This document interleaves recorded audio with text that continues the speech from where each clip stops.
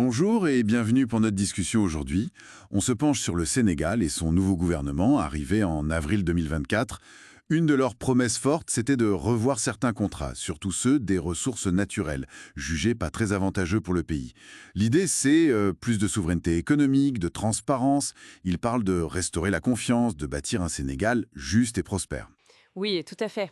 Et il faut voir que cette révision des contrats, ça s'inscrit dans quelque chose de plus large. C'est une réforme de la gouvernance, des finances publiques en général. Ça ne touche pas que le pétrole ou les mines, quoi. Ah d'accord. Non, ils ont mis en place des commissions, des audits pour regarder de près les contrats pétroliers, gaziers, miniers, oui, mais aussi les marchés publics et même la gestion des universités, des hôpitaux. Vraiment partout alors. L'objectif, c'est clair. Maximiser les retombées pour le Sénégal. Mais bon, c'est un équilibre à trouver entre les intérêts du pays et puis ne pas faire fuir les investisseurs. Oui, cet équilibre délicat. Alors, un exemple qui a fait parler assez vite, c'est cette histoire d'usine de dessalement sur la Grande Côte. Un contrat avec Aqua Power, signé vraiment juste avant le changement de pouvoir. Et le nouveau gouvernement a dit « Stop, on suspend Exactement. Ils trouvaient le coût global trop élevé et surtout le prix de l'eau à la sortie. ». Et ça donnait quoi, cette suspension? Ils ont renégocié? Oui, et apparemment ça s'est plutôt bien passé. Ils présentent ça comme un succès. Le prix de l'eau aurait baissé de 427 à un peu moins de 390 francs CFA le mètre cube. Ah oui, quand même. C'est pas négligeable.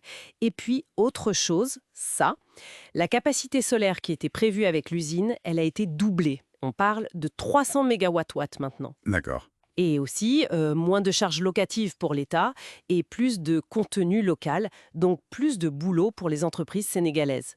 Ça montre qu'en étant ferme, on peut obtenir des choses. Bon, ça c'est pour l'eau, mais dans le pétrole, c'est peut-être une autre histoire. Le projet Sangomar, par exemple. La production a démarré en juin 2024, une bonne nouvelle en soi, avec Woodside Energy, mais quasi en même temps. Oui, quasi en même temps, l'État sénégalais a envoyé un redressement fiscal, quelque chose comme 41 milliards de francs CFA, ça fait dans les 65 millions de dollars US. Ah ouais. Et Woodside, ils ont réagi comment? En juin 2025, donc un an après le démarrage, ils ont lancé une procédure d'arbitrage international devant le CIRDI. Le CIRDI, c'est l'instance de la Banque mondiale pour les litiges investisseurs-État, c'est ça? Exactement. Donc là, on entre dans du lourd. Ça illustre bien le risque. Réviser des contrats, surtout dans ce secteur, ça peut mener à des conflits longs, coûteux. Et ça pose la question de la confiance des investisseurs, justement. C'est tout le problème. Comment on fait pour corriger ce qu'on estime être des déséquilibres passés, sans passer pour un pays où les règles changent tout le temps? C'est compliqué. Et est-ce que ça touche d'autres gros projets? Le gaz, par exemple, le fameux projet GTA avec la Mauritanie. Oui, Grand Tortue Ayemim, le projet GTA. Là aussi, le Sénégal a lancé un audit. Pour quelle raison cette fois? Il y aurait des doutes sur certains coûts qui ont été déclarés par les opérateurs BP et Cosmos Energy. Des coûts qui servent ensuite à calculer le partage des revenus. On parle notamment de frais de siège, des frais généraux que les maisons mères facturent au projet. Et il serait surévalué. C'est ce que l'audit doit vérifier. Il y a un chiffre qui circule, plus de 300 millions de dollars de frais de siège qui poserait question.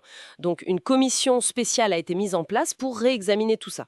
Et le fait que ce soit un projet partagé avec la Mauritanie, ça complique pas les choses? Si, bien sûr. Ça ajoute une dimension diplomatique et technique. Il faut se coordonner avec Nouakchott, c'est pas simple. D'accord. Donc eau, pétrole, gaz. Et vous disiez au début que ça allait au-delà des industries extractives? Ah oui, tout à fait. Il y a aussi un audit annoncé sur 27 contrats miniers, or, phosphate, etc. Mais ça ne s'arrête pas là. Ah bon? Non, le gouvernement a communiqué sur des résultats dans d'autres domaines. Plus de 150 milliards de francs CFA qui auraient été récupérés ou économisés sur des marchés publics divers. 150 milliards? C'est énorme! Oui, et il parle aussi de 25 milliards de surfacturation trouvées dans la gestion des universités. Et apparemment, un audit est en cours dans les hôpitaux où ils suspectent des irrégularités dépassant l'entendement selon leurs propres termes. Ça donne l'impression d'une volonté de nettoyage assez radicale quand même. Oui, d'une approche vraiment systémique pour réformer la gestion de l'argent public, c'est clair. Donc pour résumer un peu, on a le Sénégal qui est lancé dans une vaste opération de révision contractuelle au nom de la souveraineté, avec des résultats variés, une renégociation réussie comme Aqua Power, mais aussi des tensions fortes comme l'arbitrage avec Woodside. C'est une bonne image du dilemme, oui. Et ça nous ramène à cette question de fond, qui ne concerne pas que le Sénégal d'ailleurs. Comment un pays peut, d'un côté, vouloir légitimement tirer le maximum de ses ressources, assainir sa gestion, et de l'autre, garder cette attractivité indispensable pour attirer les capitaux étrangers dont il a besoin pour se développer. C'est le défi de l'équilibriste en quelque sorte. Exactement, c'est trouver ce juste milieu. Et c'est sur cette corde raide que le Sénégal avance aujourd'hui. C'est ça qui sera passionnant à suivre.